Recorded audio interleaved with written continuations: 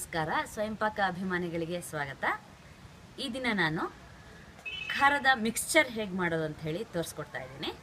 ಬೇಕಾಗುವ ಪದಾರ್ಥಗಳು: 1 ಕಪ್ಪು ಕಡಲೆ ಹಿಟ್ಟು, ಉಪ್ಪು ರುಚಿಗೆ ತಕ್ಕಷ್ಟು, ನಾನಿಲ್ಲಿ 3/4 ಟೀ ಸ್ಪೂನ್ ಇಟ್ಕೊಂಡಿದ್ದೀನಿ, ಓಂ ಕಾಳು ಅರ್ಧ ಟೀ ಸ್ಪೂನು, ಜೀರಿಗೆ ಪುಡಿ ಅರ್ಧ ಟೀ ಸ್ಪೂನು, ಅರಿಶಿನ 1/4 ಟೀ ಸ್ಪೂನು, ಇಂಗು ಸ್ವಲ್ಪ, ನಾನಿಲ್ಲಿ ಈ ಇಂಗು ತೀಕ್ಷ್ಣ ಇಲ್ಲದ್ರಿಂದ ಸ್ವಲ್ಪ ಜಾಸ್ತಿ ಇಟ್ಕೊಂಡಿದ್ದೀನಿ. ಖಾರಕ್ಕೆ ನಾನು 1/4 ಟೀ ಸ್ಪೂನು ಜೀರಿಗೆ ಮೆಣಸಿನ ಪುಡಿ ಇಟ್ಕೊಂಡಿದ್ದೀನಿ. ನಿಮ್ಮ ಹತ್ರ ಜೀರಿಗೆ ಮೆಣಸಿನ ಪುಡಿ ಇಲ್ಲ ಅಂದರೆ ನೀವು ಅಚ್ಕಾರದ ಪುಡಿನೇ ಬಳಸ್ಕೊಳ್ಳಿ.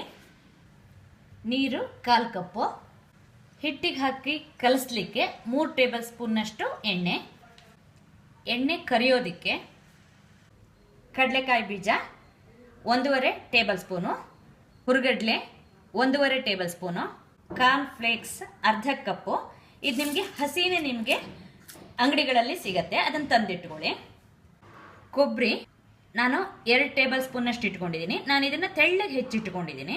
ಗಟ್ಟಿ ಅವಲಕ್ಕಿ ಅಥವಾ ದಪ್ಪ ಅವಲಕ್ಕಿ 2 ಟೇಬಲ್ ಸ್ಪೂನು, ಕರಿಬೇವು 25ರಿಂದ 30 ಎಲೆಗಳು, ಕೊಬ್ಬರಿ, ಹುರುಗಡ್ಲೆ, ನೆಲಗಡಲೆ ಇವೆಲ್ಲ ನೀವು ನಿಮ್ಮ ಅಪೇಕ್ಷೆ ಮೇಲೆ ಹೆಚ್ಚು ಕಮ್ಮಿ ಮಾಡ್ಕೋಬೋದು.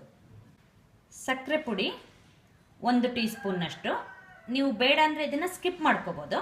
ಖಾರದ ಪುಡಿ 1 ಟೀ ಸ್ಪೂನ್ನಷ್ಟು, ನಿಮ್ಮ ಖಾರದ ಅಪೇಕ್ಷೆ ಮೇಲೆ ಹೆಚ್ಚು ಕಮ್ಮಿ ಮಾಡ್ಕೊಳ್ಳಿ. ಕಡಲೆ ಹಿಟ್ಟಿಗೆ ಉಪ್ಪು, ಓಂ ಕಾಳು, ಅರಿಶಿನ, ಜೀರಿಗೆ ಮೆಣಸು ಖಾರಕ್ಕೆ, ಇಲ್ಲಾಂದರೆ ನೀವು ಅಚ್ಕಾರದ ಪುಡಿ ಹಾಕ್ಕೊಳ್ಳಿ, ಜೀರಿಗೆ ಪುಡಿ, ಇಂಗು ಹಾಕಿ ಒಂದ್ಸಲ ಚೆನ್ನಾಗಿ ಹೀಗೆ ಡ್ರೈ ಇದ್ದಂತೆ ಮಿಕ್ಸ್ ಮಾಡ್ಕೊಳ್ಳಿ. ಒಂದು ಒಗ್ಗರಣೆ ಸೌಟಿಗೆ ಎಣ್ಣೆ ಹಾಕಿಬಿಟ್ಟು ಕಾಯ್ಲಿಕ್ಕಿಡಿ.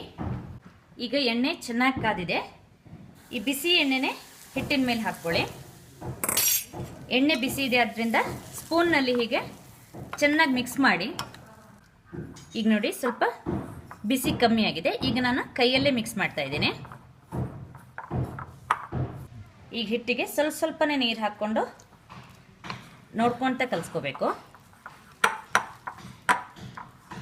ಹಿಟ್ಟು ನಿಮಗೆ ಈ ಚಕ್ಲಿ ವರ್ಣಲ್ಲಿ ಬಿಡಲಿಕ್ಕೆ ಹದವಾಗಿದ್ದರೆ ಸಾಕು.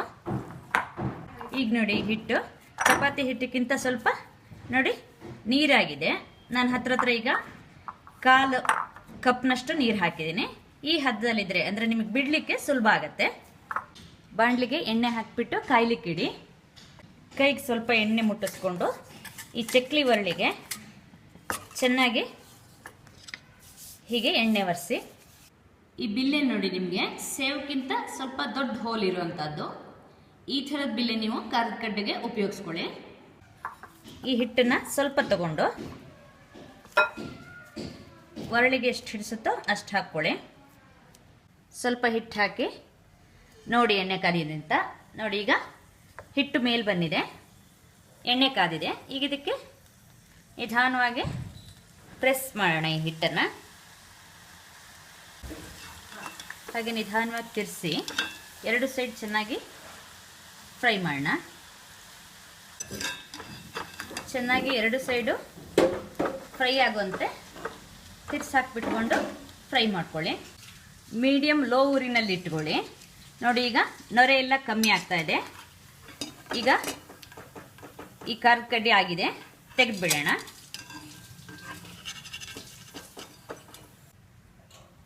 ಹೀಗೆ ಇದೇ ಥರ ನೀವು ಉಳಿದ ಹಿಟ್ಟಲ್ಲೂ ಖಾರದ ಕಡ್ಡಿನ ಮಾಡ್ಕೊಳ್ಳಿ. ಈಗ ನೋಡಿ ಇದು ಕೂಡ 2 ಕಡೆನೂ ಚೆನ್ನಾಗಿ ಫ್ರೈ ಮಾಡಿ ತೆಗಿತಾ ಇದ್ದೀನಿ. ಈ ಕೊನೆ ಸೆಟ್ ನೋಡಿ ನಾನು ತೆಗಿತಾ ಇದ್ದೀನಿ. ನಿಮಗಿದು ಕರಿಲಿಕ್ಕೆ ಹೆಚ್ಚಂದರೆ 1.5ರಿಂದ 1.25 ನಿಮಿಷ ಸಾಕಾಗತ್ತೆ. ನೆಲಗಡಲೆನ ಕರಿಯೋಣ. ಈ ಕಡಲೆಕಾಯಿ ಬೀಜ ಪಟಪಟ ಅನ್ನೋ ಅಷ್ಟಾದರೆ ಸಾಕು. ನೋಡಿ ಕಡಲೆಕಾಯಿ ಬೀಜ ಪಟಪಟ ಅಂತ ಇದೆ. ಈಗ ಇದನ್ನು ಸ್ಟ್ರೈನರಿಗೆ ತೆಕ್ಕೊಳ್ಳೋಣ. ಕೊಬ್ಬರಿನೂ ಕರ್ಕೊಳ್ಳೋಣ. ಕೊಬ್ಬರಿ ಕರಿಬೇಕಾದ್ರೆ ನೀವು ಸಣ್ಣ ಉರಿ ಮಾಡ್ಕೊಳ್ಳಿ, ಯಾಕಂದರೆ ಬೇಗ ಕೊಬ್ಬರಿ ನೋಡಿ ಕೆಂಪಾಗಿಬಿಡತ್ತೆ. ಸೊ ಕೊಬ್ಬರಿ ಕೆಂಪಾದ ತಕ್ಷಣ ತೆಕ್ಕೊಂಬಿಡೋಣ. ಕರಿಬೇವು ಹಾಕೋಣ. ಕರಿಬೇವು ನೀರಿನ ಅಂಶ ಇದ್ದರೆ ಚಟಪಟ ಅಂತ ಹಾರತ್ತೆ, ಸೊ ನೋಡ್ಕೊಂಡು ಹಾಕ್ಕೊಳ್ಳಿ. ಕರಿಬೇವು ನಿಮಗೆ ಬೇಗ ಫ್ರೈ ಆಗುತ್ತೆ. ಶಬ್ದ ನಿಂತ ತಕ್ಷಣ ನೀವು ಅದನ್ನು ತೆಗೆದುಬಿಡಿ. ಈಗ ಸ್ವಲ್ಪ ನೀವು ಮೀಡಿಯಮ್ ಲೋ ಊರಿಗೆ ಮಾಡಿಕೊಂಡು ಈ ಕಾರ್ನ್ ಫ್ಲೇಕ್ಸ್ ಇರುತ್ತಲ್ಲ ಇದನ್ನ ಹಾಕ್ಬಿಟ್ಟು ಕರೀರಿ. ಇದು ನಿಮಗೆ ತಕ್ಷಣಕ್ಕೆ ಆಗತ್ತೆ. ಉರಿ ಸ್ವಲ್ಪ ಸಣ್ಣಕ್ಕೆ ಮಾಡ್ಕೊಳ್ಳಿ.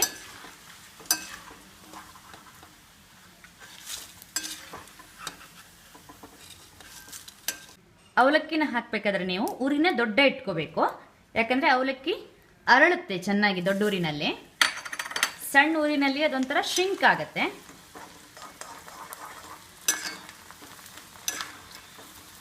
ಸೊ ಈಗೆಲ್ಲ ಕರ್ದಿದ್ದಾಗಿದೆ. ಸ್ಟವ್ ಆಫ್ ಮಾಡಬೇಡ.